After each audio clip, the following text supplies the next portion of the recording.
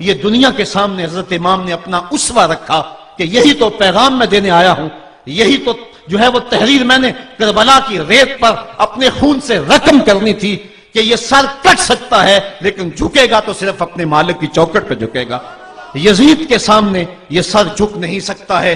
تو حضرت امام حمام رضی اللہ تعالیٰ عنہ نے کربلا کے تپتے ہوئے ریگزار میں جب 72-73 لاشیں خیموں کے سامنے پڑے تھے اور اتنے زخم کلیجے پہ تھے، راوی کہتا ہے کہ جب آپ کی قمیض اتاری گئی تو 113 سوراخ اس میں تیروں کے تھے، 33 زخم نیزوں کے تھے، 34 گھاؤ تلواروں کے تھے، اتنے زخم جسم کے اندر اور جسم چور ہے زخموں سے۔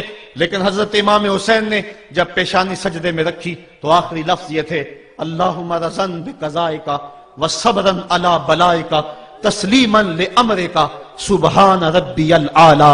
مالک تیری تقدیر پہ راضی ہو گیا ہوں، مالک زخم سے پہ بھی میں مسکرا رہا ہوں، مالک تیری طرف سے جو دکھ آئے میں نے ان کو قبول کیا، جے سونا میرے دکھ وچ راضی تے میں سکھ نو چلے ڈاواں، مالک میں سب کچھ قبول کیا، حسین تیری رضا پہ راضی ہے، میرے مالک تو بھی بتا تو بھی حسین پہ راضی ہوا ہے کہ نہیں ہوا ہے۔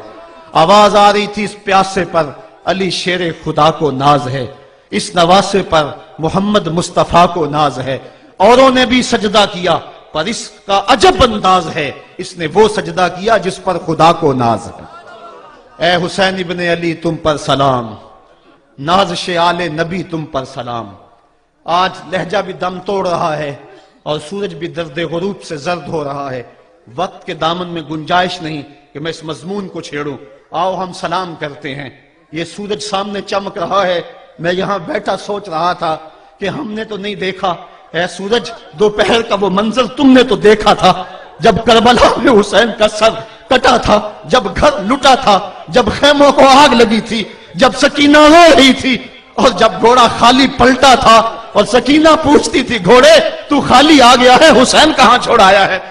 آج یہ سورج یہ چمک چمک کے وہ ہمیں کہانی سنا رہا ہے اور ہمیں پیغام دے رہا ہے کہ نبی کے نام پہ حسین نے تو سر کٹا دیا، آج تم کہتے ہو دین پہ چلنا بڑا مشکل ہے، تم شور ڈال رہے ہو، جن کے لیے مسجدوں میں قالین بچھے ہوئے ہیں، گرم پانی دستیاب ہے اور ان کے لیے مسجدوں میں آسائشیں موجود ہیں، اور پھر بھی وہ کہتے ہیں دین پہ چلنا بڑا مشکل ہے۔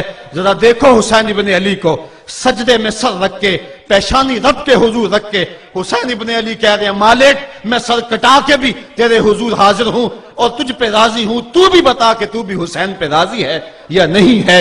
اے حسین ابن علی تم پر سلام، نازش آل نبی تم پر سلام، تم پہ لاکھوں رحمتیں لاکھوں سلام، اے شہیدان محبت کے امام، لالا گوں لالا بدن لالا چمن، اے چمن اندر چمن اندر چمن، زندگی ہی زندگی تیری حیات، اے حیات اندر حیات، افتخار ملت بیضا ہے تو، رب کعبہ کی قسم یکتا ہے تو، فخر کا دل میں دریچہ باز کرنا چاہیے، جن کا تو آقا ہے ان کو ناز کرنا چاہیے۔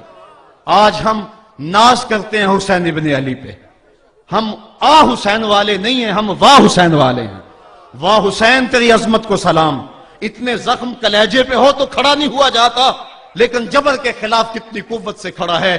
حسین ابن علی نے اپنا نمونہ لوگوں کے سامنے رکھنا تھا، تو اقبال کہتا ہے سرخ رو عشق غیور از خون او، شوخی این مصرع از مضمون او۔ یزید مٹ گیا، یزید کا نام مٹ گیا، اس کا تشخص مٹ گیا، حسین کل بھی زندہ تھا، حسین آج بھی زندہ ہے۔ مرتا تو وہ ہے جس کی فکر مر جائے، مرتا تو وہ ہے جس کا نصب العین مر جائے، مرتا تو وہ ہے جس کا مشن ختم ہو جائے۔ حسین کا نصب العین زندہ، حسین کی فکر زندہ، حسین کا مشن زندہ، حسین زندہ، حسین کا نانا بھی زندہ۔ آج بھی ہزاروں کروڑوں اربوں انسان حسین کا نام لے کے جی رہے ہیں۔ میں کہتا ہوں اگر کوئی یزید کا نام بھی لیتا ہے تو وہ سر جھکا کے دیتا ہے۔ کیسا تمہارا لیڈر ہے جس کا نام لیتے ہوئے بھی تمہیں شرم آتی ہے؟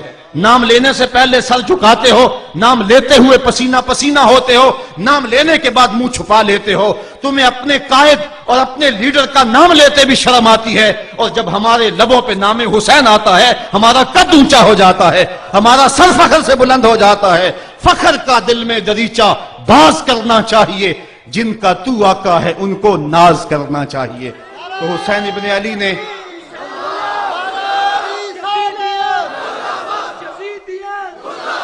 کسی نے کہا تھا کہ یہ دو شہزادوں کی جنگ تھی، تو کسی نے بڑا خوبصورت جواب دیا. اس نے کہا کربلا جنگ تھی اگر دو شہزادوں کی، قلم میں زور ہے تو لکھو حسین ہار گئے، لہجے میں تنتنا ہے تو لکھو حسین ہار گئے، انداز میں زور ہے تو کہو حسین ہار گئے. زمانہ کل بھی کہتا تھا، زمانہ آج بھی کہتا ہے، حسین کل بھی جیتا تھا، حسین آج بھی جیتا ہے. جب حضرت امام حسین رضی اللہ تعالیٰ عنہ کا سر انور کاٹ لیا گیا اور خولی بن یزید نے نیزے کی نوک پہ اس کو رکھا، ویسے رخ سر کا زمین کی طرف سے تھا، کسی نے کیا خوب کہا باں کے سر نیزے پہ اور سوئے زمین ہے روح، یعنی سجدہ ثانی کی ہے آرزو. رکعت کے دو سجدے ہوتے ہیں، ایک سجدہ ہوا تھا کہ سر انور جدا کر لیا گیا، جب نیزے کی نوک پہ تھا سر تو رخ زمین کی طرف سے تھا. شاعر کہتا ذرا غور سے دیکھو سر حسین کیا کہہ رہا ہے. سر حسین کی پیشانی زمین کی طرف ہے، پیشانی میں دوسرے سجدے کی آرزو مچل رہی ہے. تو جب امام حسین کا سر خولی نے نیزے کی نوک پہ چڑھایا، اس نے تو یہ کہنا چاہا تھا کہ ہم فتح یاب ہوئے اور دیکھو ہم نے سر کاٹ لیا. کسی نے کہا ذرا غور سے دیکھو یہ تو سر کٹ کے بھی سر بلند ہے، یہ سر کٹ گیا پھر بھی سر بلندی نہیں گئی ہے، اس کا بانکپن پھر بھی نہیں گیا ہے. حسین کا سر کل بھی اونچا تھا، حسین کا سر آج بھی اونچا ہے. اس کا نام زندہ، اس کا پیغام زندہ، اس کی فکر زندہ. حضرت امام زین العابدین یہ کربلا کے وہ شخص ہیں جنہوں نے سارا منظر اپنی آنکھوں سے دیکھا تھا. اتنے دکھ کسی کو نہیں پہنچے جتنے زینب اور زین العابدین کو پہنچے ہیں. سب منظر کھلی آنکھوں سے دیکھا. 14 سال کی عمر ہے، بیمار ہیں، تاریخ بتاتی ہے اس کے بعد ساری زندگی حضرت زین العابدین نے ٹھنڈا پانی نہیں پیا. جب پانی پینے لگتے تڑپنے لگتے، کہتے مجھے سکینہ کی پیاس یاد آتی ہے، مجھے علی اصغر کا تڑپنا یاد آتا ہے. ساری زندگی پھر ٹھنڈا پانی نہیں پیا. حضرت امام زین العابدین نے یہ سارا منظر کھلی آنکھوں کے ساتھ دیکھا تھا. اور پھر آپ نے دمشق کے بازاروں میں بھی اور کوفے کی گلیوں کے اندر بھی سروں کا یہ قافلہ اپنی قیادت کے اندر جو ہے وہ گزارا تھا. جب یزید کے دربار کے اندر حضرت امام زین العابدین پہنچے تو یزید نے پہلے تو جو ہے وہ دکھ کا اظہار کیا. بعض لوگ یہاں سے یزید کی بریت کا اعلان کرتے ہیں. یہاں کسی نے بڑی خوبصورت بات کہی کہ قاتل کی پشیمانی مقتول کی اہمیت کو تو بڑھا سکتی ہے لیکن اس کے دامن سے قتل کے داغ کو نہیں دھو سکتی. تو اس نے یہ سب کچھ کیا، یہ بس اس کے ٹسوے تھے جو وہ بہانے لگا. لیکن بعد میں اس نے حضرت امام حسین رضی اللہ تعالی عنہ کے دانتوں کے اوپر جو ہے وہ چھڑی مارنا شروع کر دی. تو حضرت ابو برزہ اسلمی صحابی رسول وہاں موجود تھے، وہ کھڑے ہو گئے، اٹھ کے بدن کانپتا ہے ان کا، کہنے لگے ظالم ارفع قدیبہ کا، یہاں اپنی چھڑی ہٹا لے. میں نے اپنی ان آنکھوں سے دیکھا ہے کہ کان رسول اللہ صلی اللہ علیہ وسلم یلسمہ، حضور نے ان ہونٹوں کو خود چوما ہے. تو یہ کہہ کہ آپ دربار سے نکل گئے اور روتے تھے اور آپ کے بدن پہ کپکی بھی تاری تھی. بعد میں یزید نے کہا حضرت غلطی ہو گئی اور یہ میں نہیں چاہتا تھا، بتائیں آپ کی کوئی شرط ہو. تو آپ نے فرمایا میری 4 باتیں مان لو. ان 4 باتوں میں ایک بات یہ تھی کہ سر حسین اور سر شہیداں ہمارے سپرد کر دو تاکہ ہم کربلا جا کے ان کی تدفین کر سکیں. دوسری یہ تھا کہ ہمیں مدینہ حفاظت سے پہنچا دو. تیسری شرط یہ تھی کہ مجھے جو ہے وہ جمعے کا خطبہ دینے کی اجازت دو آج دمشق جامع مسجد کے اندر. چوتھی بات آپ نے یہ فرمائی کہ قاتلان حسین جو ہے وہ میرے سپرد کرو. اس نے کہا ہاں کون ہے قاتل حسین کا؟ لوگوں نے کہا خولی ہے. خولی نے کہا میں نے قتل نہیں کیا، یہ سنان بن انس نخی نے کیا ہے. سنان بن انس نخی کو کہا ہاں تو بتا. کہنے لگا میں قتل کیوں کرنا تھا، یہ تو شمر ذل جوشن نے کیا ہے. شمر ذل جوشن کو کہا تو بتا. کہنے لگا میں نے قتل نہیں کیا، میرا کون سا حسین نے کچھ بگاڑا تھا، قتل اس نے کیا ہے جس کی حکومت کو خطرہ تھا. تو یہ ہے وہ ہے قاتل حسین کا. اب یزید کہنے لگا تمہاری یہ شرط تو میں پوری نہیں کر سکتا، یہ بات تو پوری نہیں کر سکتا، اب خطبہ دے لو. اب حضرت امام زین العابدین خطبہ دینے کے لیے کھڑے ہوئے. خطابت تو اس گھر کی لونڈی ہے، جب یہ بولتے ہیں تو حکمت کے موتی دولتے ہیں. جو ہی امام زین العابدین کھڑے ہوئے، 14 سال عمر ہے اور دمشق کی جامع مسجد ہے، یزید بھی بیٹھا تھا، یعنی سلطنت بھی تھے، عوام کا بھی ہجوم تھا.